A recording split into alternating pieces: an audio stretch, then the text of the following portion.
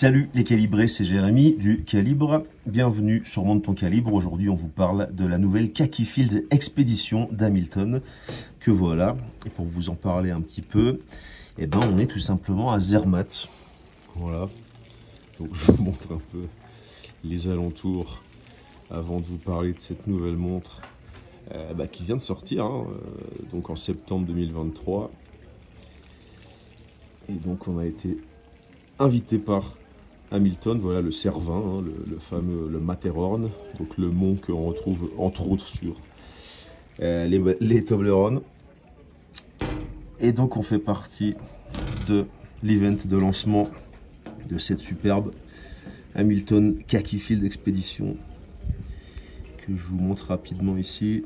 Donc, je vais vous en parler un peu aujourd'hui. Évidemment, comme d'habitude, on vous met le lien en description si vous voulez en apprendre plus ou éventuellement vous la commander. J'ai juste un tout petit rappel historique sur la marque et la collection. La marque a été fondée en 1892 en Pennsylvanie et elle a rapidement gagné en notoriété grâce en fait à la précision de ses montres. Elle est devenue le choix privilégié des chemins de fer américains. Et ça a continué, elle a continué à bosser avec les autorités, les gouvernements, parce que en fait, elle a consolidé sa réputation en fournissant des montres aux forces armées pendant les deux guerres mondiales. Et en fait, c'est dans ce contexte justement que la ligne Khaki Field a vu le jour. C'est des montres qui sont inspirées par des montres militaires. Et donc la Khaki Field, elle est conçue pour être robuste, fiable et facile à lire dans toutes les conditions. Donc cette Khaki Field Expedition respecte évidemment ces trois critères principaux et rajoute un petit style un peu néo-vintage sympa, et puis des nouvelles lignes, un nouveau design retravaillé, et puis des nouveaux détails, des nouveaux critères sympas. Tout en conservant son héritage militaire, la ligne Khaki Field, elle s'est adaptée aux tendances modernes, et c'est encore la preuve ici avec cette expédition. Et c'est toujours pour offrir une combinaison intéressante de fonctionnalité et d'esthétique, toujours en restant dans la robustesse, la fiabilité, etc. Celle qu'on a ici entre les mains, c'est la 41 mm. Il y en a une autre en 37 mm. Et en fait, elles sont disponibles en 4 versions en 41 et en 4 versions en 37. Donc un cadran bleu, un cadran blanc et 2 cadrans noirs, dont un sur un bracelet en acier et l'autre sur un bracelet en cuir comme celui-là. Donc le boîtier fait 41 mm, il est en acier inoxydable avec couronne vissée, ce qui lui permet d'avoir une étanchéité à 10 ATM. J'en profiter pour vous montrer ça. Tac. Ça va nous permettre de l'avoir un petit peu en action et d'aller la mettre sur 10h10. Tac. Voilà. Donc 20 mm de largeur de corne, d'entrecorne, 11,5 mm d'épaisseur. Les aiguilles des heures et des minutes nickelées avec un revêtement au Super Luminova. Et les aiguilles des secondes nickelées avec la pointe uniquement en Super Luminova, comme vous le voyez là. Mouvement automatique H10 avec une réserve de marche de 80 heures. Donc c'est basé sur le Powermatic 80, comme vous le savez. Le célèbre Powermatic 80 qui est lui-même, on le rappelle, développé sur une base de ETA 2824.2.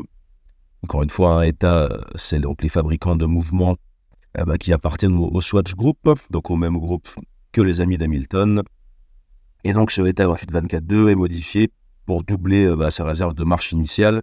Donc le spiral en Nivacron, ça permet de minimiser les effets du magnétisme, donc c'est pratique. Maintenant qu'on a tous nos smartphones dans les poches, c'est vrai qu'une montre sans ce genre de procédé anti-magnétique peut vite se magnétiser et donc prendre de l'avance ou du retard à cause des champs magnétiques. Et donc ce spiral en Nivacron garantit un peu une précision qui reste fidèle au mouvement de base.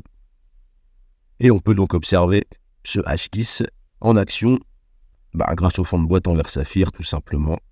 Bracelet en cuir avec une boucle ardillon logotée Hamilton, que voilà. Très sympa cette lunette tournante avec une boussole.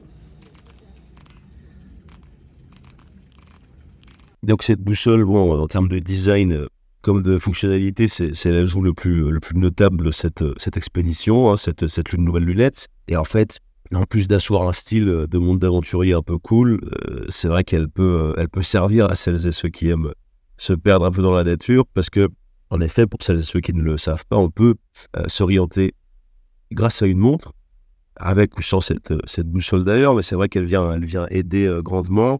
En fait, comment ça fonctionne? Eh ben, on oriente la montre de manière à ce que l'aiguille des heures pointe vers le soleil.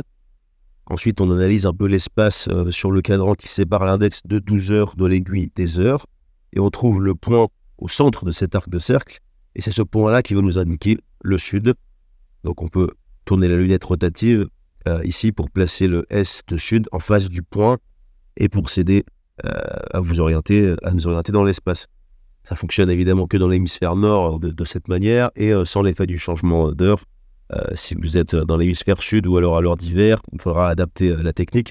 Si c'est un peu flou encore, allez voir notre article sur lecalibre.com. Je réexplique ces différents points. Et puis sinon, vous trouverez aussi sur Internet, sur YouTube, des vidéos qui expliquent comment s'orienter avec une petite boussole. Bon, encore une fois, ça marche avec toutes les montres.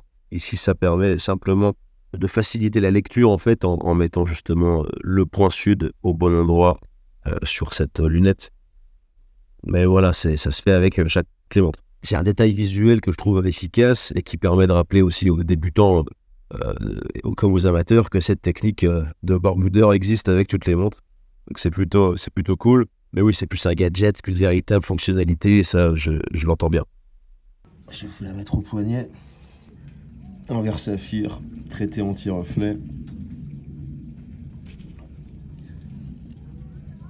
On vous met le lien en description pour en apprendre plus et pour éventuellement vous la commander.